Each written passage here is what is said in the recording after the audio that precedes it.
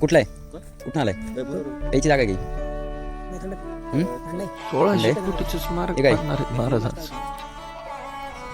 इतका मोठा पुत्र असला आपल्या राजाचा, कुठं आलाय आपण आपल्या राजाला डोळे कुठं आलाय? बघून जागा पाहू पण शकणार नाही. खरंच नाही.